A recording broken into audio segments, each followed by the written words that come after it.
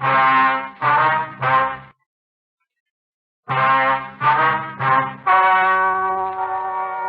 and gentlemen, the story you are about to hear is true.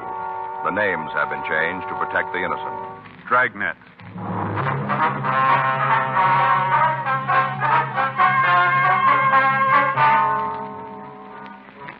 You're a detective sergeant. You're assigned to homicide detail. A young man walks into your office and tells you he wants to give himself up. You don't know if you can believe his story. Your job? Check it out.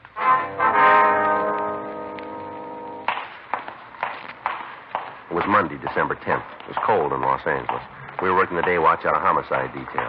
My partner's Frank Smith. The boss is Captain Lorman. My name's Friday. We were on our way back from records and identification. It was 11:15 a.m. when we got to room 42, the squad room. Joe? Yeah, Danny. Kid waiting to see you. Did he say what he wanted? No, said he wanted to talk to you, nobody else. Did he give a name? No, nice-looking kid. All right, we'll talk to him. Be right with it, Joe. I'll check the book. All right. All right, do you want to see me? You Sergeant Friday? That's right. What can I do for you? I want to talk to you. Nothing in the book, Joe. What's your name, son? Emil Salter. Emil, this is my partner, Frank Smith. Hello, Mr. Smith. Hi, son. Why'd you ask for me? Well, they told me to. Who's that? The men in that room across the hall, the business office. I see. I sure hope you can help me, Sergeant Friday. I'm in trouble. Real bad. All right. So I'll sit down here and you can tell us about it. Go ahead. Well, one thing, you should know I came in to give myself up. Is that right? I didn't mean to do wrong. All right, what'd you do? Killed a man. Emil Charles Salter was 18 years old, 5 feet 7 and a half, 137 pounds. He had light blonde hair and blue eyes. He was wearing a tan windbreaker and tan pants. He looked tired, and he told us that he hadn't eaten in several hours. We sent out for some hot coffee and sandwiches.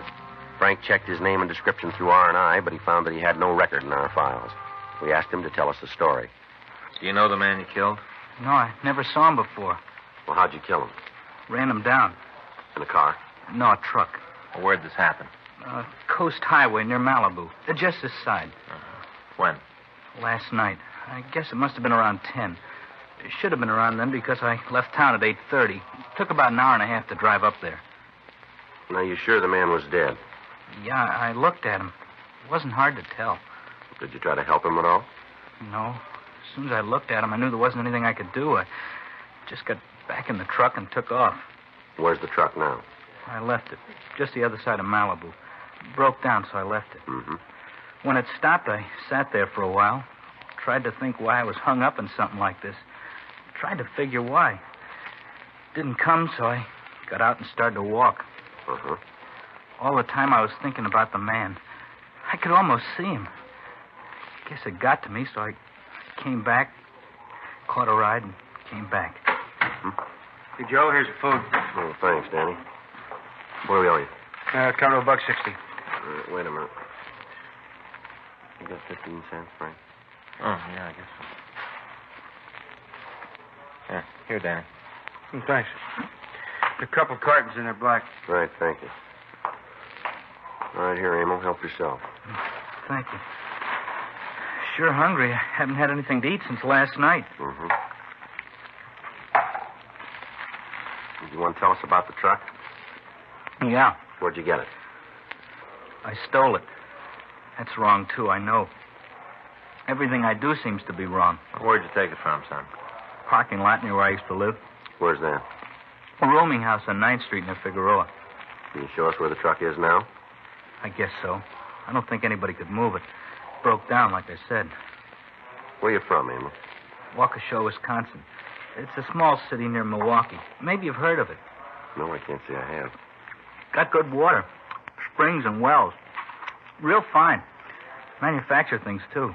Motors, jacks, lots of things. Mm-hmm. Sure is a nice little place. How come you left there? Lots of reasons. In trouble? Yeah. In a way, nothing serious. It was lots of things. You know, at home. I don't know just how to say it. You ever been arrested? No. Well, not booked or anything. Cops took me in a couple of times. What for? Little things. Like one night we broke in a church. Didn't go in to steal anything. One of the guys just wanted to play the organ. Mm-hmm. Your parents alive? Yeah. When'd you leave home? Last July. I thought about it for a long time. Figured I might have a better chance where nobody knew me. Looks like it didn't make any difference. When'd you get here? Last part of July. Sure was different than Waukesha. What do you mean by that? Oh, it's so big. Then I didn't know anyone. Pretty lonesome at first. And then I got lucky. Yeah?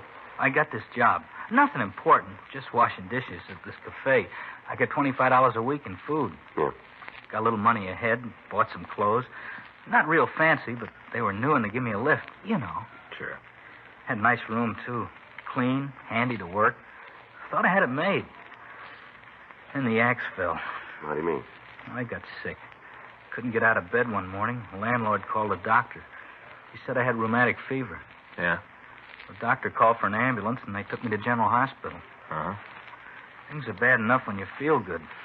I was in the hospital, and I didn't feel like nothing. You remember the doctor's name? No, sir, I don't. How long were you in the hospital? 3 days. They discharged you in 3 days, did they? No, sir, I ran away. Why? Well, the Travelers Aid Society said that they were going to send me back home. I didn't want that, so I ducked out. Mm-hmm. I went back to my room. I got a couple of bucks I had hid and left. Mm-hmm.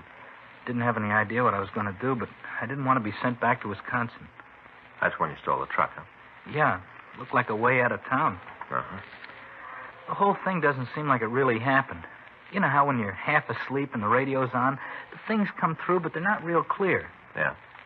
Like that. I remember riding in the truck after I hit the man, trying to think what I was going to do, how I was alone. Mm-hmm. Story of my life. Seems like I was always alone. Sure was last night. I don't know. I guess I never do anything right, do I? Guess I just don't have the nerve. You did this time. Hmm? You came here, didn't you?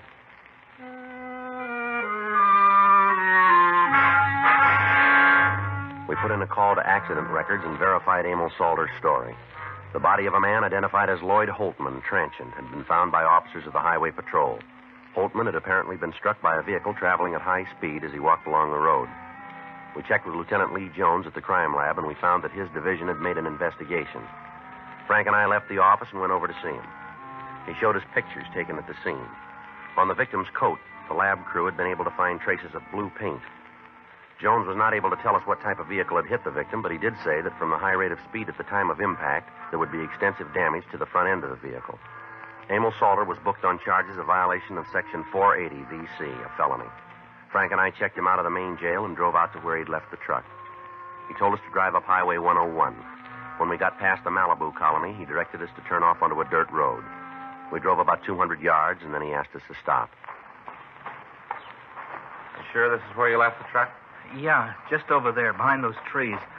When the engine started acting up, I looked for a place to park. Figured it'd be better if I got off the road.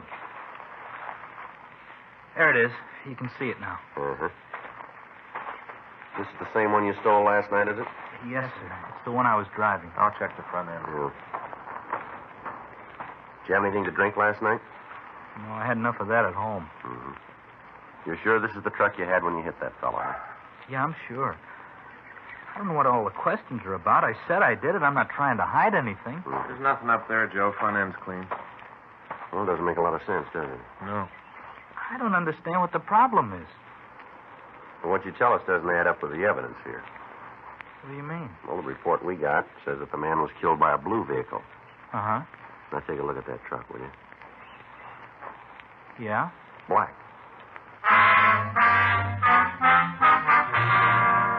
We put in a call to the office, and we asked them to send the tow truck out and impound the vehicle. We stood by until they arrived. Frank and I drove Emil Salter to the scene of the accident. He pointed it out for us. According to the information we'd gotten, the location he gave us was the place where Lloyd Holtman had been found. We checked the area, but we failed to come up with anything new. 5:20 p.m., we returned the suspect to the main jail, and we went back to the office. We sent a radiogram to the authorities in Waukesha asking for all available information on Salter. At 6:47 p.m., we checked out of the office. The next morning, December 11th, Frank and I met in the squad room. Hi, Joe. Good morning. See the morning papers? Yeah, guess there isn't much news, huh? Well, sure gave Salter a lot of space. Yeah, wish we could find the answers. I called Lee when I got in. They went over the truck, found a lot of the kids' prints, but they didn't turn anything that'd point to an accident. The way the body looked, there should be something on the car that ran him down, shouldn't there? Excuse me? Yes, sir. Wonder if y'all could help me out? Well, we'll try, sir. Come on in. What is it you want? Well, if that kid in the paper? Sir? You know, a young kid that ran down the old bum, emo something? Salter. Yeah, that's it. Well, what do you know about it? Well, just take it easy now. A couple of things I gotta be sure of before I tell you anything. All right, what's that? Well, I ain't gonna get mixed up in nothing. We can't promise you that till we heard what you got to tell. Now, I'm wasting my time. Bye. All right, just a minute. Huh? Maybe I better straighten you out, mister. On what? Well, this kid's sitting in jail right now. He's got a pretty serious charge against him. I didn't make it. Yes, sir, that might be true, but I better tell you this. If you know anything about a felony that's been committed, and you withhold that information, you're liable for prosecution as an accessory. Do you know that? That's the law? Those are the words. Now, the only thing we're interested in is getting the case off the books. We're not going to give your name to the papers. That's a promise? That's a promise. Okay. I told you it'd be pretty bad for me if any of what I tell you gets back to my family. All right. Now, what's your name? Lawrence States. That's Loren? Yeah. You want to sit down? Oh, yeah, thank you. Now, what do you know about this? That emo kid, he ain't guilty. How's that? He didn't do it. How do you know? Oh, I seen the accident. Seen the whole thing. You want to start at the beginning? Now, you're sure none of this is going to get out? We told you, not from us. Okay. Well, I took a drive Saturday night up the coast. I had dinner. Uh-huh. Now, on the way back, I stopped and parked a while. You know, kind of looked out at the ocean. Yeah. Well, I was just leaving, and I saw this old guy walk along the road, bendle stiff, you know. Had a blanket roll on his back, just walking along. You know how to do. Yes, sir. All of a sudden, this car come rolling down the road. Thing must have been doing at least 90. Come rolling around a turn right at this old guy. Mm-hmm. Well, sir, the old guy saw the car coming right at him, kind of turned and started to run. Wasn't any place for him to go. It's where the road's cut right out of the mountain, you know. Yeah, we were there, we know. Well, I guess he figured the driver swing around him or something, so he run over the side of the pavement, trying to get out the way. Mm-hmm. Didn't do no good. That car plowed right into him. Must have knocked him 150 feet. 122. Well, it seemed a lot further than that. Mm-hmm. Did the driver make any attempt to stop after he hit the old man? Yeah, pulled over the side of the road. Didn't get out of the car, though. Uh-huh. Just stayed there a minute, then he drove off. Yes, sir. Well, sir, I was going to go over and see what I could do for the old fella. I really was. And then this truck drove up. Guy stopped and got out. Walked over to the fella. I figured he'd be able to take care of it, so I left. Did you see the driver of the truck? Yes, sir. Saw him good when he walked in front of the headlights. The same fella in the paper, that emo, what's his name? Salter. Yeah, Salter. You're pretty sure it's the same man? Yes, sir. Now, like I told you, I got a good look at him. Mm-hmm. How about the other man? What can you tell us about him? Not much, except he was driving too fast. Well, how about the car? You know what kind it was? I didn't get a good look at that. How about the color? You noticed that? Yeah, it was a blue, kind of light color. Can you give us any description of the driver? No, sir. Could you tell us if it was a man or a woman? Oh, it was a man. I noticed that when he slowed down. He kind of leaned out the window and looked back down the road. It was a man, all right. Okay. Could you see the color of his hair? Anything at all about him? No, sir, there wasn't any lights up there. You know, it was dark. Mm-hmm. I couldn't see very good. The main reason I know the driver was a man was the lights from the truck kind of picked him up, and that's when he left. Uh-huh. Well, all right, Mr. States. We appreciate what you've told us. Glad to help as long as nobody's going to know. Be pretty embarrassing. Well, how's that? Well, so you see, me and the wife, we ain't been getting along too good. Nothing worth talking about. But a fella don't like to be nagged at, you know. Mm-hmm. Well, there's this little secretary in our office, and she and I talk once in a while. A couple of times we gone out for morning coffee together. Mm-hmm. This last beef with my wife, I figured I'd fix it good. So I asked the secretary for a date. She gave it to me. We got together Saturday night. Had dinner at a place up near Malibu. Mm-hmm. On the way back, we just parked and talked. Nothing wrong, mind you. But I don't guess my wife'd understand if she found out. I see. So you see why I don't want nobody to know about Saturday? It'd be kind of tough to explain. Yes, sir. Got to thinking about it, though, and what that kid, emo... Salter. Yeah. Got to thinking what he must be going through and decided maybe I better tell about it. Well, sir, it's going to help him a lot. Yep, I guess so. Oh, something else you might be able to use. What's that? Might not be worth anything out of state and all. What's that? The hit-and-run car? Yeah. I got the license number.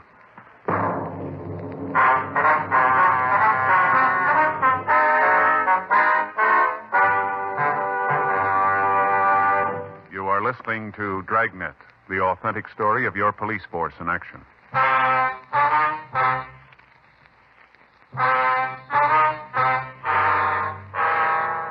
We got the license number of the hit-and-run car. Also the fact that it carried an Illinois plate. We put out a local and an APB on it. We got in touch with the Department of Motor Vehicles back east, and we obtained the owner's name. According to their records, he had notified them that he was moving to California. They were able to supply us with a North Hollywood address for him. We checked the name through our records section, but we found nothing. At 5:20 p.m., Frank and I drove out to see him. Yes? Charles Bookman?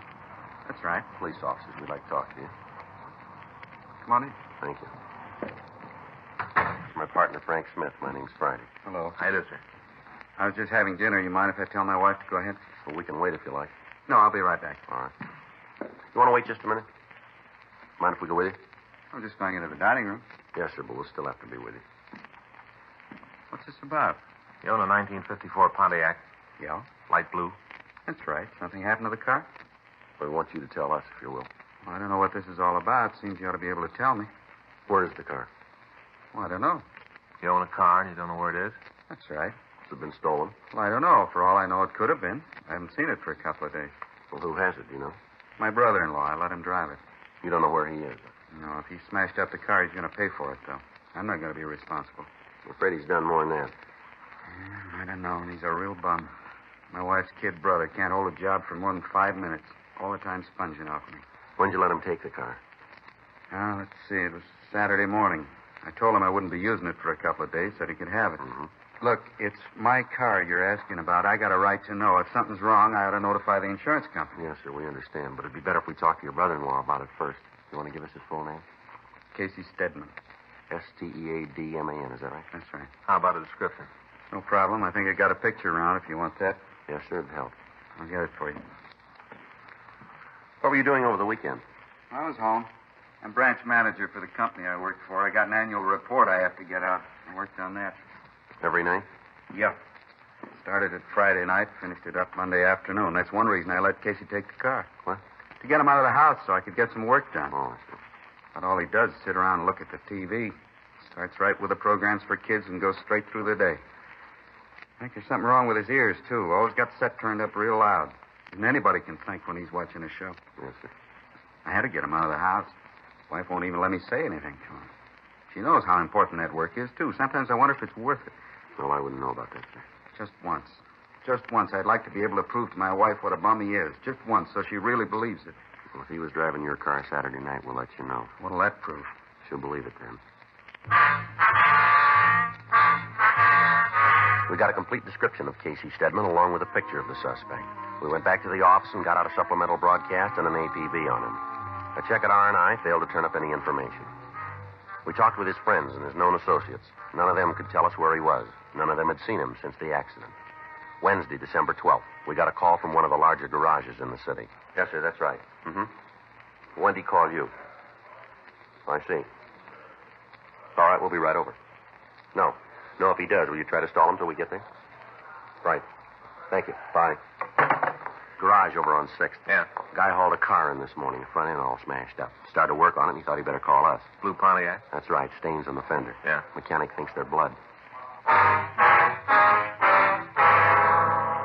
Frank and I left the office, and we drove over to the garage. We talked to the owner. He told us that he'd gotten a call to bring a tow truck to the corner of Main and Crocker Streets. When he got there, he met a man who asked him to tow a car to the garage and to do some repair work on the right front fender. We showed him Stedman's picture. He gave us a positive identification. We checked the car over. It was a 1954 blue Pontiac sedan. The license number was the same one that we'd gotten previously. The garage owner went on to tell us that the suspect wanted the car on Thursday night and that it was important that the repairs be made by that time. We asked that we be notified in the event the suspect made an appearance before then. We called the crime lab and we asked them to come down and go over the car. Frank and I went back to the office and we met with Captain Lorman. We told him what we'd found. He told us to be at the garage the first thing Thursday morning in the event Stedman made an early appearance. Frank and I got there at 7:30 a.m. At 4:30 in the afternoon, the suspect still hadn't shown. 4:45, 4:50 p.m.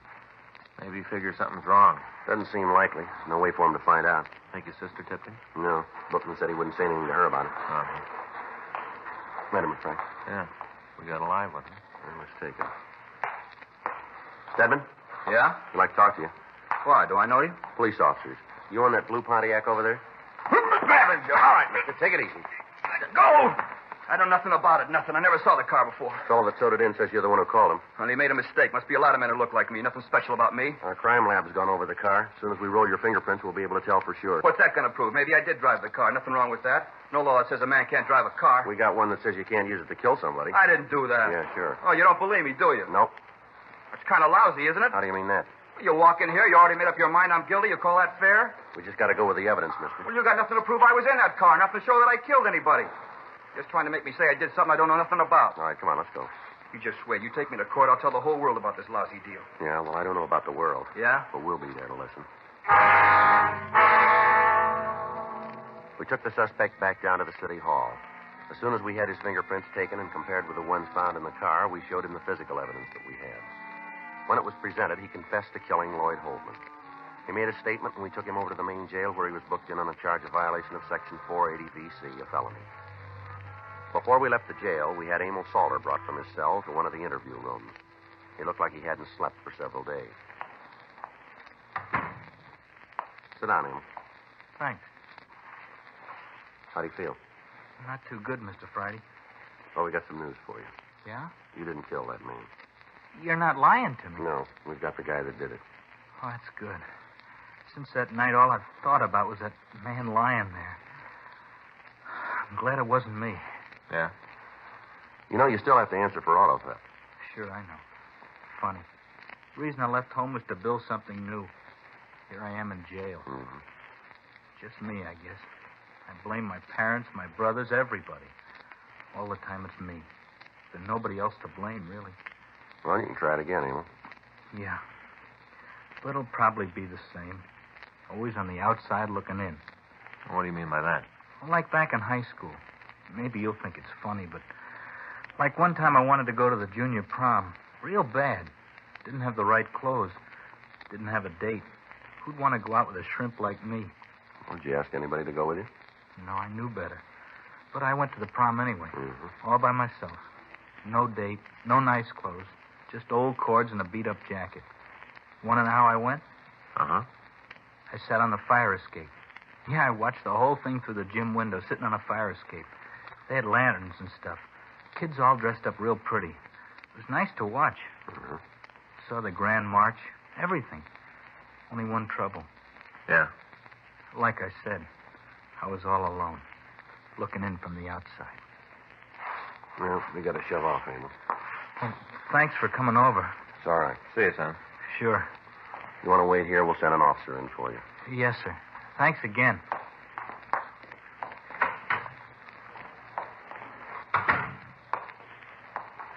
Kind of nice kid, don't you think?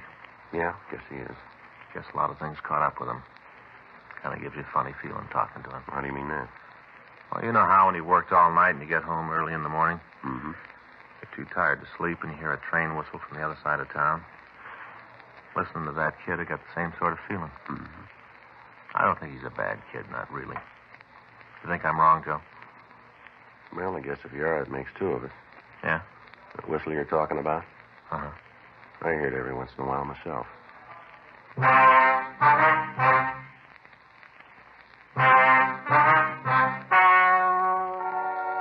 story you have just heard is true. The names were changed to protect the innocent. On April 16th, trial was held in Department 97, Superior Court of the State of California, in and for the County of Los Angeles.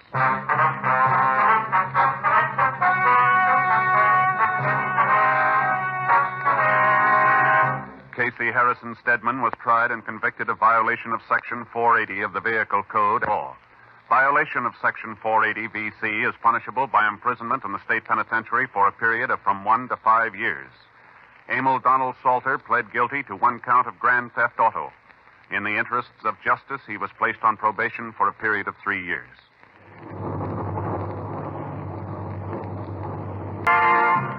You have just heard Dragnet, the authentic story of your police force in action, and starring Jack Webb, a presentation of the United States Armed Forces Radio Service.